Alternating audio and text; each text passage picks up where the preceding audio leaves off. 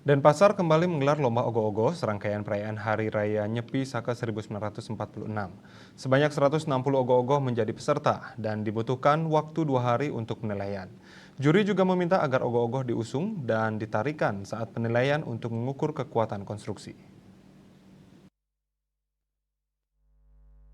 Penilaian sebanyak 160 ogoh-ogoh yang tersebar di 4 kecamatan tersebut memerlukan waktu selama 2 hari.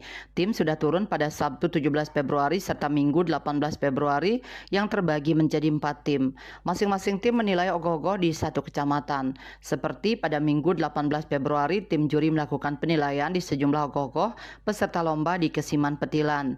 Tampak panitia dan dewan juri silih berganti mendatangi Banjar-Banjar di wilayah Kota Denpasar yang terdaftar sebagai peserta. Bahkan sebagai upaya untuk memastikan kekuatan konstruksi, ogoh-ogoh juga diangkat meski penilaian dilaksanakan di tempat. Salah seorang juri, Ikomang Indrawirawan, menjelaskan ada 3 hal yang dinilai dalam lomba ogoh-ogoh ini. Pertama, ada ide yang diangkat agar orisinal atau baru. Kedua, ada kreativitas dan rancang bangun termasuk proporsional dari ogoh-ogoh itu sendiri. Dan yang ketiga adalah pertunjukan sehingga di akhir penilaian anggota STT diminta mengangkat dan menggoyang-goyangkan ogoh-ogoh itu.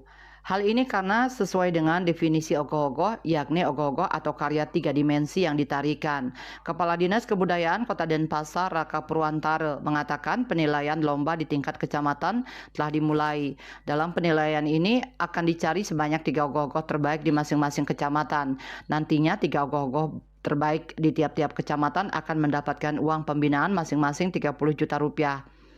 Total ada 12 ogoh-ogoh terbaik dari 4 kecamatan yang akan mendapatkan uang pembinaan dan nantinya juga akan diparadekan di kawasan Caturmuka Denpasar. Dalam pembuatan ogoh-ogoh tahun 2024 ini, Pemkot Denpasar memberikan insentif kepada Seketruna. Pemkot menggelontorkan anggaran sebesar 3,6 miliar rupiah khusus untuk pembuatan ogoh-ogoh dalam rangka Hari Raya Nyepi tahun Saka 1946.